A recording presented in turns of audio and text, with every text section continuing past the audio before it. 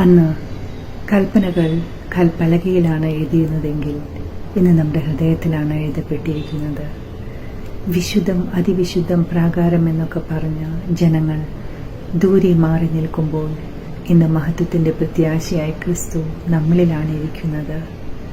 100 മെഴുകുതിരി കത്തിച്ചതുകൊണ്ടോ 1000 തവണ ജൽപ്പനം ചെയ്തുകൊണ്ടോ ഒരു കാര്യവുമില്ല. പകരം നീതിമാന്റെ ശ്രദ്ധയോടുകൂടിയുള്ള പ്രാർത്ഥന ദൈവം ശ്രവിക്കുന്നുവെന്ന് വചനം പറയുന്നു. പാരമ്പര്യമല്ല നമ്മളെ കാത്തു സൂക്ഷിക്കുന്നത്.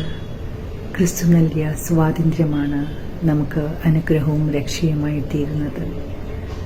പ്രിയരെ, കയ്യെത്തിപ്പിടിക്കാൻ പറ്റാത്ത സകലത്തെയും ദൈവമെന്ന് പഴമക്കാർ ചെയ്തുവെങ്കിൽ ഇന്ന് നമ്മൾ എത്തിയിരിക്കുന്നത് നിർദോഷവും നിഷ്കളങ്കവുമായ കുഞ്ഞാടിൻ്റെ വിലയേറിയ രക്തത്തിൻ്റെ അരികിലേക്കാണെന്ന് നമ്മൾ മറക്കരുത്.